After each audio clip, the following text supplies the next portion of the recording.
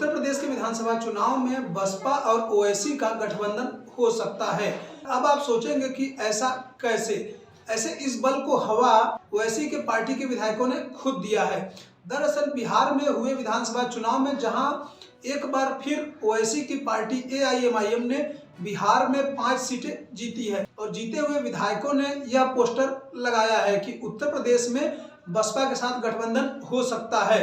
सबसे पहले हम इसकी प्रूफ की बात कर लेते हैं। अभी हाल ही में बिहार में हुए विधानसभा चुनाव में असदुद्दीन ओवैसी की पार्टी एआईएमआईएम बिहार में 25 सीटों पर चुनाव लड़ रही थी, जिसमें से उनके 5 सीटों पर विधायक चुने गए हैं। ऐसे में असदुद्दीन ओवैसी ने खुले मन से ऐलान किया था कि जहां पर भी ओवैसी की पार्टी चुनाव नहीं लड़ रही है, ऐसे में उनके मतदाता बसपा को वोट करें, मतलब खुले तौर पर बसपा का समर्थन किया था। इसके साथ साथ आपको यह भी बताते चले कि बसपा ने बिहार में अपना खाता भी खोला है। रामगढ़ विधानसभा सीट से सतीश कुमार, जो कि मात्र 30 वोट से ही जीतने में कामयाब हुए, उनके तरफ से भी इस बल को हवा जरूर मिला है। लेकिन एक बात तो कहा जा सकता है कि एआईएमआईएम मतलब ओवैसी और बसपा सुप्रीमो मायावती के बीच कोई ना कोई खिचड़ी तो जरूर पक रही है, नहीं तो यह बात बाहर कैसे आ पाती। ऐसे बसपा ने ऐलान किया था कि वह बिहार में कुल 243 सीटों पर चुनाव लड़ेगी, लेकिन ऐन वक्त पे बसपा ने 181 प्रत्याशी ही दिए। जब 2020 का विधानसभा चुनाव हुआ था तो बसपा को 1.02% वोट बिहार में मिला था, लेकिन जब 2025 का विधानसभा चुनाव हुआ तो यह वोट प्रतिशत बढ़ करके 1.62% हो गया।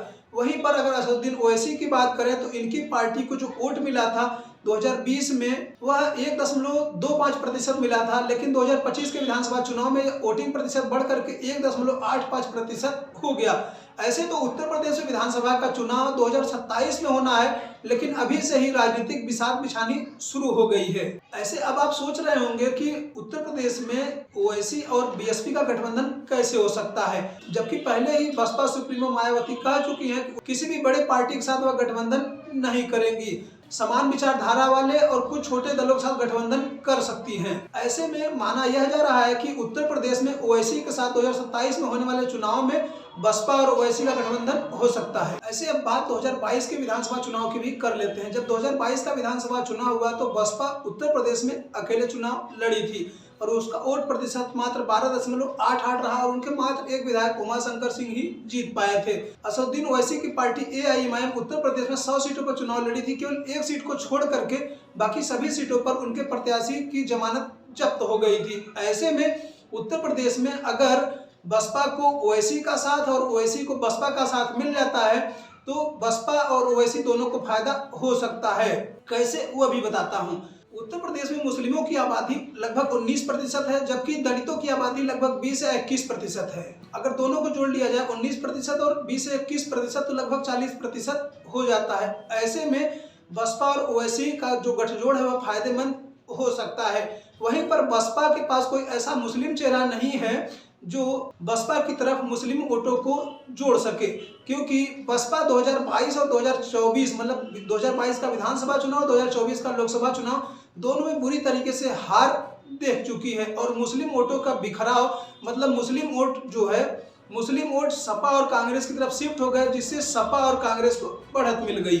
ऐसे आपको यह भी बता दें कि सपा और ओवैसी का गठबंधन क्यों नहीं हो सकता है। तो समाजवादी पार्टी बिहार में चुनाव तो नहीं लड़ रही थी, लेकिन समाजवादी पार्टी ने प्रचार खूब किया, वह भी आरजेडी के समर्थन में। और समाजवादी पार्टी की तरफ से सांसद इकरा हसन, सांसद अफजाल अंसारी, वहीं कांग्रेस की तरफ से इमरान प्रतापगढ़ी जैसे कई नेता बिहार में धुआंधार प्रचार किए।